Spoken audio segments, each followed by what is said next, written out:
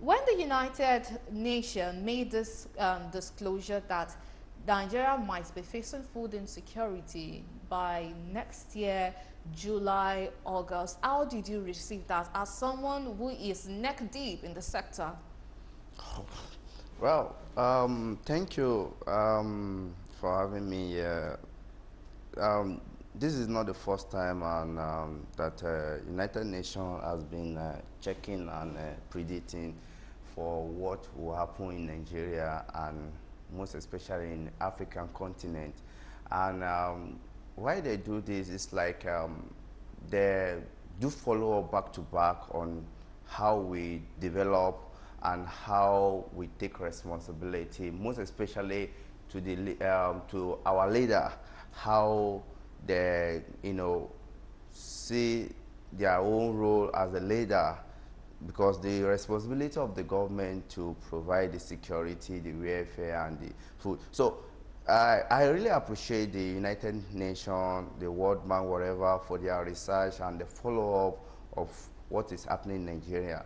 I would say that it is true that we have a lot of challenges this year having to do with the environmental, the water, the flood that take over some part of Nigeria and destroy the farm product and that.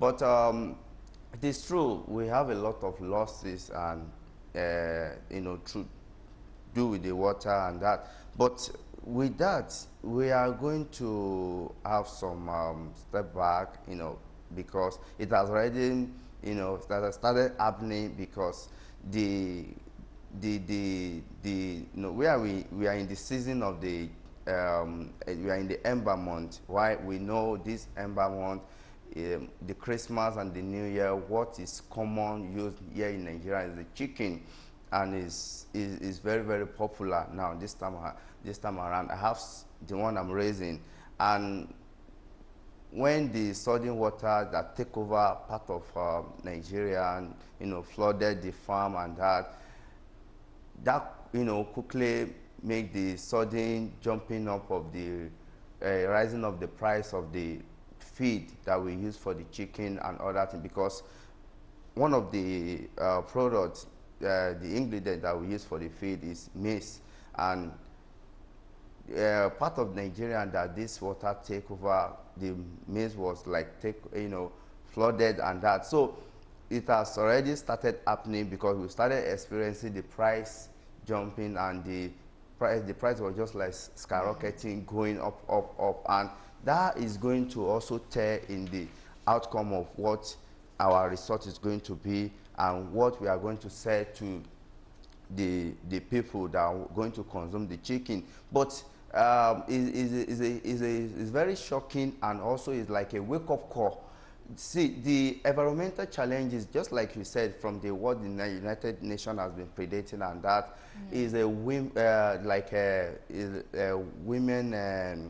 is like we that cause the environmental issue, because most of the things, like what I see in Lagos State, let me talk about my environment where Okay, I but stay. before we do that, quickly, Okay. let's check in with that about this forecast that we received. That was like 2 weeks ago, that we are supposed to be facing food insecurity in Nigeria. That's by next year, from around July to August. As someone in this sector, do you feel like Nigeria is in any way preparing for this and maybe taking some steps to make sure that this food insecurity does not just blow up and turn into a crisis? Perspective, I don't think that this is a sudden this the call, the signals is already there for us. This is just like making it louder, because for the past 3 to 5 years we've been witnessing a lot of changes in the climate, in the season, in the inflation. So I think this is just making it louder. And I think for me as a sustainable agriculturist, I know that our agencies have the right information, and what I think may be lacking is in terms of maybe implementation of the program, because I remember in the green alternative promotion policy, all issue around climate change, the programs are already there, that the signal is already there. NIMET receive information every day. So maybe I will say that we have not been deliberate enough to carry people around or interpret it in a way that people will accept it, that yes, it's happening. These are the steps you need to take one by one. Like, do you have a food garden? Do you have community garden? Do you have, how do you preserve your food? How do you manage your losses of food? How do you, the farmers also put on climate smart agricultural techniques that will prevent all this. So I think in terms of advocacy, it's not been there very well for people to accept it, that this is now in our face. Maybe when people start buying things like 5 times now, people will know, okay, I think I myself need to take it serious. So I think the signs are already there before. So it's not just coming now. It's just that it's just louder, and hearing it from the is now telling us that yes, it's going to happen. So it now depends on the government, the state, the local government, and individual family to take it that this is serious. What am I going to do individually or in collective, collectively, to see how I can minimize my cost of food, whereby the policymaker will also try to help us implement some of the programs that may prevent the future of occurrence to reduce the impact. So that's what I have to say to this. The signs are already there before, and the Okay, focus are there before. since you mentioned that households, communities, they too have to do something to make sure that we do not have food insecurity crisis with us by next year, could you please highlight some of the things you feel like Nigerians, me, you, neighbors, everyone need to do to make sure that this food insecurity, this predicted food insecurity, is reduced to the barest minimum? Called family farming, and even at the UN level, they've been trying to publicize it. It's called UN Decade of Family Farming from 2023 to 2028. Is a decade or 20. I can't remember the date. So they have tried to recognize that family farming is one of an effective strategy to arrest food insecurity. Like in my own house, I don't buy vegetables outside. I grow my vegetables. I grow my herbs. I grow some of the things that I know that they are staple crops for me. Then if I cannot grow rice, I cannot grow beans, there's what we call community supported agriculture. We have a lot of fallow land. We have a lot of estates or areas that are lying fallow. People need to come together or go to a community that they know they have the time to grow things for them. Have a thing that, oh, this community, can you grow maize? Can you grow maize for us? What is the cost? Let's come together and help us to grow. We share the risks. We will have reduced a certain cost of logistics, supply chain, from the farm level to the market level. So these are some of the ways that is recommended that we can arrest food insecurity to reduce that cost of food. So what can you grow in your own house?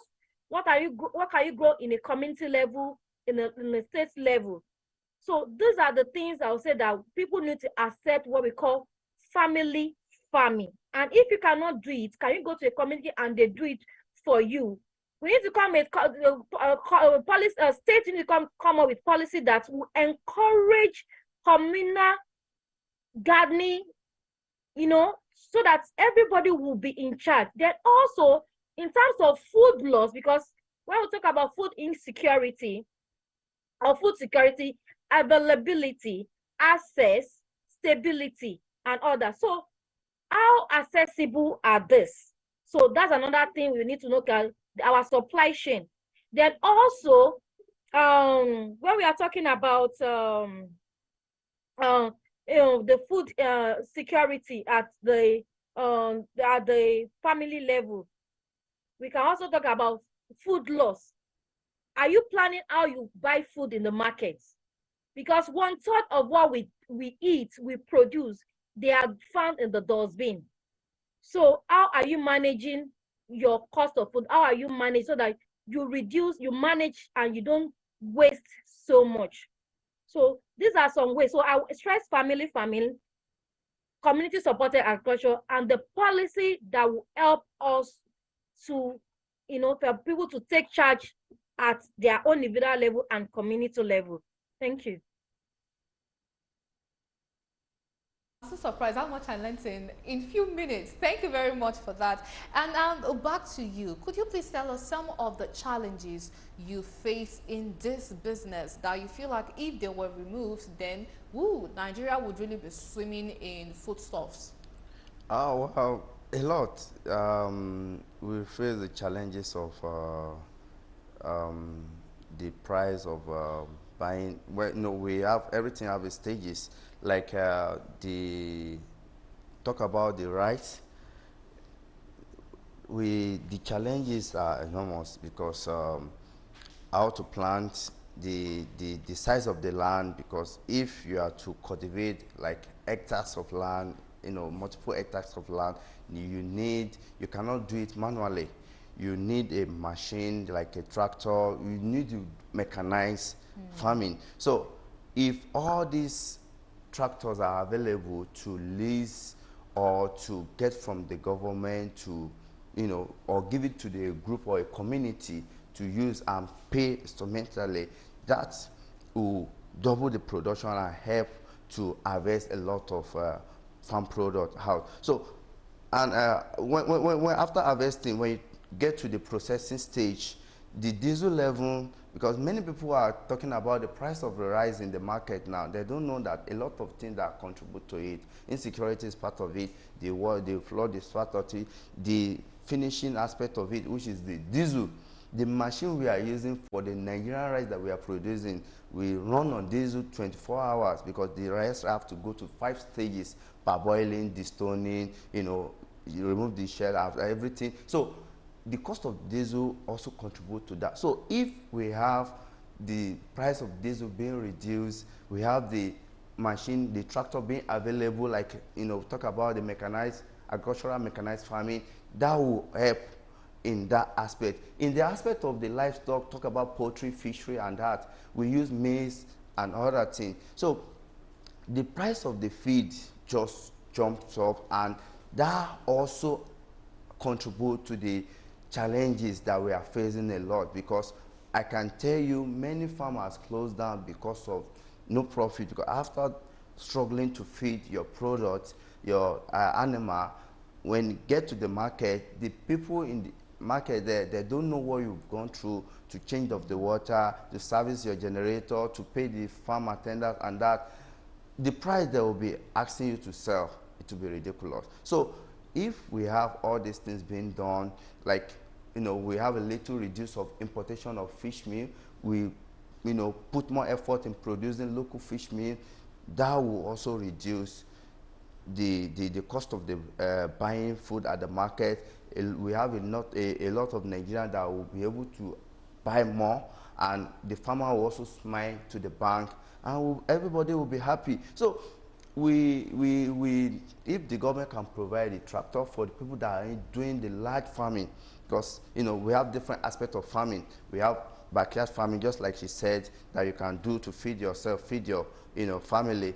But for people that want to go into large, in a commercial way, we need all these things to support, and to reduce the stress, and also to have enough food in the market. So that will reduce the importation. We will use agriculture to provide a lot of job, and we have a food sufficiency, and we have healthy nation. So if this can be done, number one, we should not depend on the government alone. The other people that have money to invest in this, they can come in to do that. And the role of the government, we should not shy away from that, because by assuming the water, the drainages that are supposed to be channeled, or the dam that's supposed to be built are in proper in condition, when we have the issue of the water will be properly channeled to the right place, it will not destroy the farm. So the government should take their own responsibility, while we too, the people that also want to invest, should also come in to invest into this. So this will help us to have sufficient food nation. Okay, and when you were speaking earlier, you were talking about importation, Yeah. like to reduce the importation. Well, if we look at the reality in Nigerian markets now, it seems what we produce locally and what is brought into the country, there's almost like no difference. So one begins to wonder, when we are constantly being encouraged to pursue locally made goods, and then the price difference is almost non-existent, or the locally made one is even more. What do you advise? What do you advise should play there so that we'll have something normal? Well, in that aspect, the difference is far, far, far, far. In terms of nutrition, like for example, let me use rice as a sample. Before this current government, we import, I think, our the rice that we consume is more than 7,000 metric ton. Prior to this government, now with their effort and I'm not praising them, but let's talk. You know, when we need to talk. I think with a little now, with their government, and this time so far, because I'm in the industry, and we have our own local rice that we produce called Amfani Premium Rice. So we'll be able to produce up to 5 million metric ton. So compared to 7,000 that we import before. So now the difference gap is 2,000. So now we are producing what we are eating. Before it was 7,000. Now we have 5,000 metric ton that we produce in company. So the cost that people are talking about, that the difference are not that far, is this: the processing of we moving the product from one place to another. Just like an example of the rice I talked about, that the machine we use processing the rice depend on diesel. So the cost of diesel now is high, you know, it's killing 840 per liter and that. So if we are moving, let me give for example, we don't have any more rice, made Nigerian rice from our home factory in Ogun State. We have to move down to Kebbi. So buying the paddy, from Ogun State to Kebbi State. To Kebbi State, yes. Buying the paddy rice from Kebbi, when we checked the cost of the transportation, and it's killing, because we have to like buy like 7 tons of rice from Kebbi. We use up to like 800,000 to 900,000 to transport it down to our factory. So before we now put the cost of machine, you know, the people working at the factory, the generator and that. So that is what cost. But people should understand something. There are far difference between imported product and made in Nigeria. The nutrient is far, far, far different. The one we are importing from other countries stay in their storage for so long and lose nutrients, which doesn't even good for our good, you know, health. So I would advise, if we are to buy, you want to compare the price, why don't you also compare the result in your system health-wise? If I'm producing a rice in Nigeria that's very far, you know, good, that is, you know, nutrition and going to give me very good health, I won't have any health implication. So I'd rather go for that, irrespective of the price, compared to the one coming from other countries that I don't even know what they're put to that they've used in preserving the product. Stay in the sea water before getting to Nigeria. When you get to Nigeria, they will try to, you know, manipulate to make it look new. So people should have the understanding. But just like the government have been saying they want to remove subsidies in this, if they can try and remove that, if that is going to help us, so that we have everything going smoothly.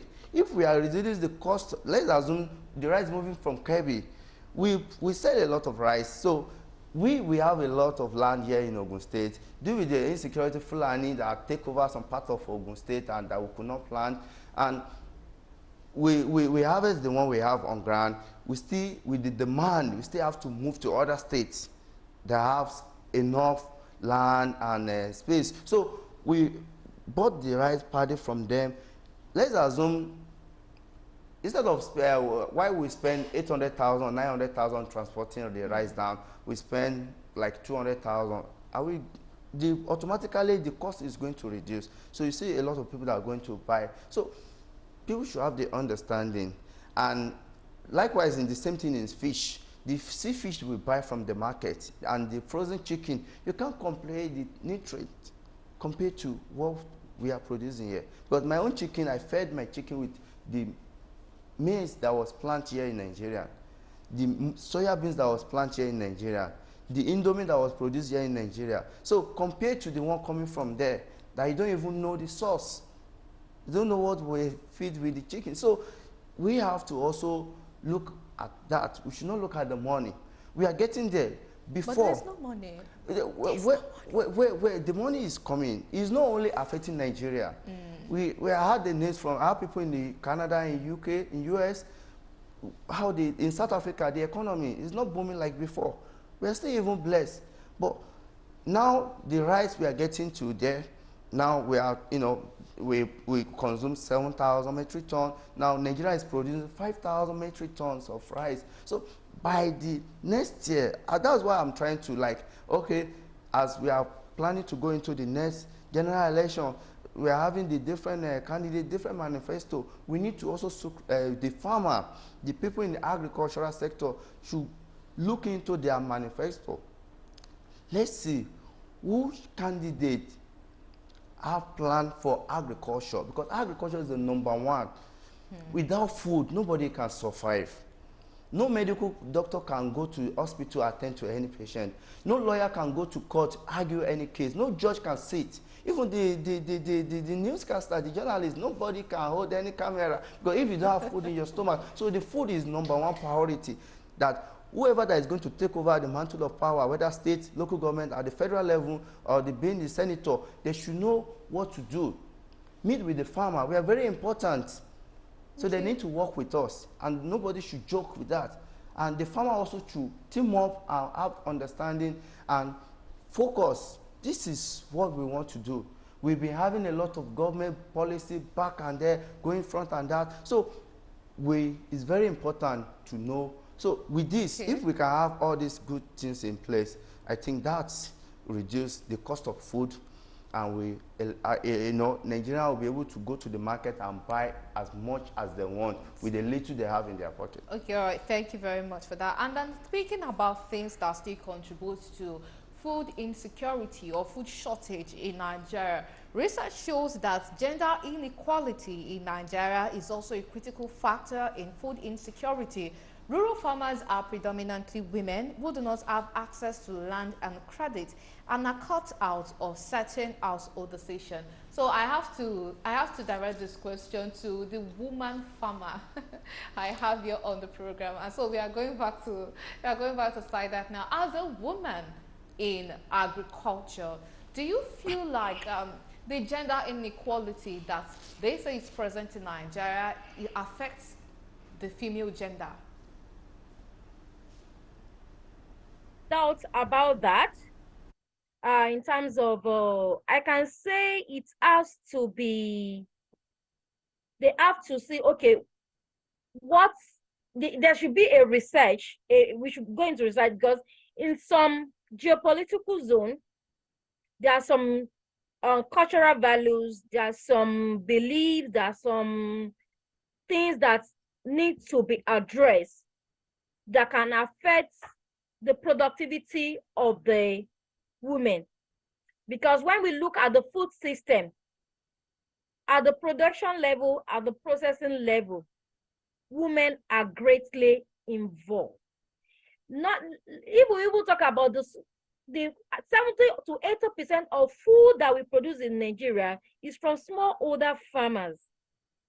And now, coming to who are the people that are really doing this, you will see a woman going to the farm, carrying a child, bending, doing the farming, planting seed, then also weeding. Then when it comes to harvest, she's also involved processing to the market. If we aggregate all these different ways that they are on the value chain, you can see women are greatly involved. So we need to do a kind of, there should be, I know the research is already there. We do a lot of research policies in Nigeria. Let me tell you, we have it. It's there. It's just for us to make it okay. How is it going to work? And I really appreciate our government because they have tried to do some things to address this issue in terms of access to finance for them. In terms of a lot of NGOs now are coming to asset capacity building. So in terms of access to market, there's what we call collateral. People can use their gold. They can use some of the things that they have to access finance. I know access to land can be an issue for some people to practice farming. So when we talk about gender inequality, I will not say only women, but also we need to also, what are the men also doing in this? For example, in the local chicken value chain that I also work in, we see that a lot of women, backyard farming, they rear the chicken every day. But when it comes to access to markets, men are the ones that will go into each household, pick up the chicken and get it to the market. So it's like it has to be hand in hand. So our governments are really, they are now responding to the issues. So women too need to say, oh, they can do this and be ready to do it. So a lot of capacity building, technology, access to technology, training them. So these are the issues we need to look at how accessible they are. So I can say we are getting there and we can do a lot. So barely is still happening, but not that I don't think it's really an issue from my own perspective that is really affecting our food sufficiency in this country. Do you feel like in any way women have in one way or another been discouraged from farming in Nigeria?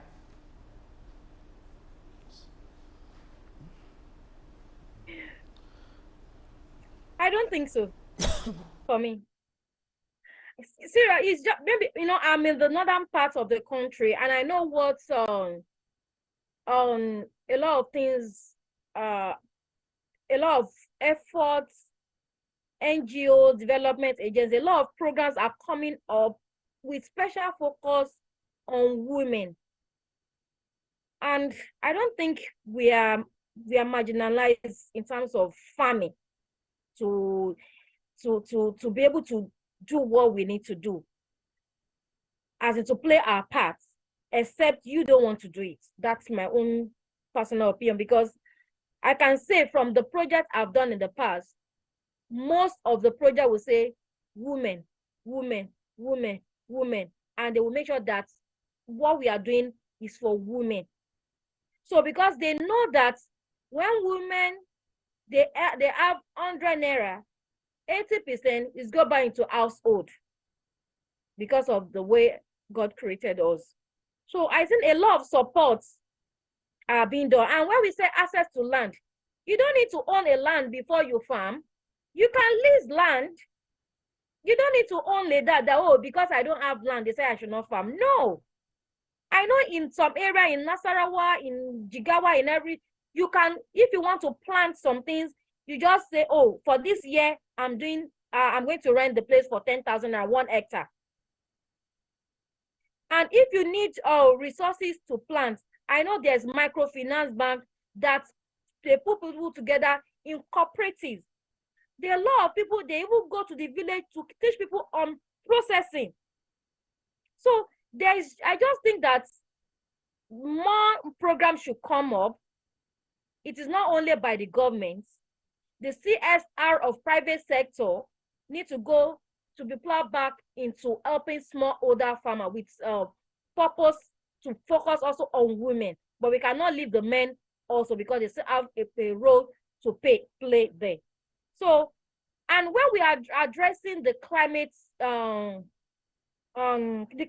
issue that is affecting the food security, there's a need for real capacity building. Let the women have access to real capacity building in climate smart agricultural techniques.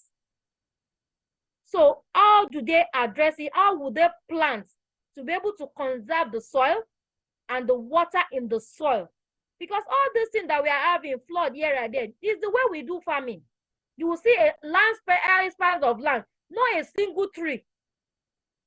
Even in the outside country now, people are going back in UK and US, they are saying by 2030, people they are going back to organic. And each in a particular area, there's what we call elms in UK now.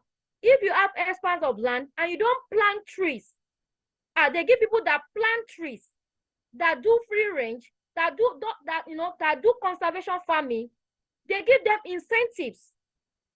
So these are the areas that government need to come in to encourage the women and other gender that, okay, you want to do with climate smart agriculture.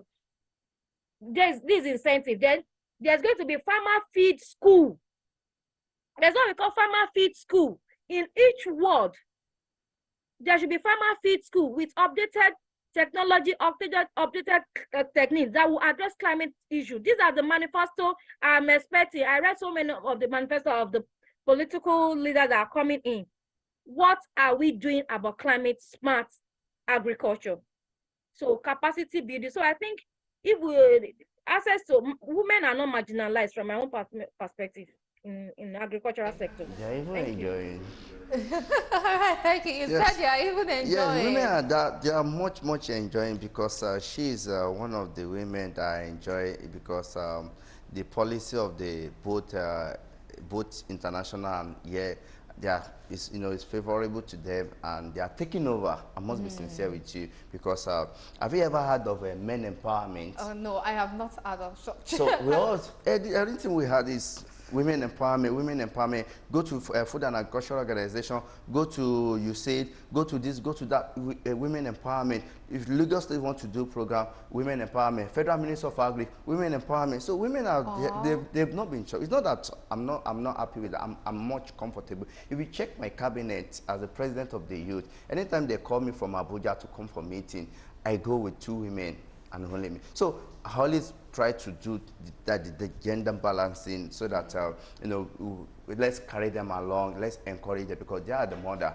and that. So I think the government have been trying both locally and at the federal and the state level. So I think the women need to put more effort because I must be sincere with you. I discovered some things here in Lagos State with the empowerment program they've done and they encourage the women and youth and that. I saw some that were like selling the empowerment program startup package that was given to them, which is not encouraged. The idea of the government of the state is when you empower a woman, you empower the whole entire family household. So if the government have put more effort together, both maybe whether the source for the fund internationally or locally, whatever, whether through the taxpayers' money, but whatever they are getting from the government should not be just used anyhow. They should judiciously use it well, so that it will turn to what the government are expecting. Look at now, the government have a plan giving you this maize, go and plant it, giving you this yam, go and plant it, to expect the turn double of what they have been giving it to you, and you just decide to sell it at cheaper rate because you don't have the passion. You just pretend to have the passion, and getting it, you sell it at a cheaper rate. The government will never get what they are being expected to get back from the society. So the women, well, we know some of them that have been trying. I don't know whether it's because we have more women in power, because the commissioner for women, the permanent secretary is women, the program manager for World Bank is women, everything women are taking over. So the Lagos State catfish farmer, women are taking over. So we need men also need to be more encouraged and to, because I must be sincere with you. A lot of youth men now are much in agriculture. They are much. I even do much of that than my wife. So we also need to be encouraged as they are trying to encourage the women. They should encourage the men They should to, so we encourage the don't men. have So inequality all over and again. Oh, we have women the are more favored yes we than have the men. gender balance to gender balance empowerment Yes. program. So we we should encourage that. Okay, all right, and then okay, all right. Sada said she wants to say something about the even gender empowerment. Please go ahead. Please do share your thoughts. He mentioned about people selling their empowerment package. We have seen that when there's a lot of support comes to people, before you finish, people will start selling that. And why is this happening? We need to ask. When we are talking about you want to support people in entrepreneurial skill to do business in everything, we have forgotten support that is needed. Because once that is not provided for, that empowerment package will be spent on that. For example, how is the access to school, to health, to good environment? All these things, they also have impact on food security. We need to know that. Access to road. Without this, if you give people money that they should need to do in the business, when a child needs to go, they will sell that thing and use it. So that's another thing that we should not only focus on, let me empower them, let me give the support for their farm, but talk about the holistic approach in supporting the actors in agricultural sector for us to have a sustainable food system.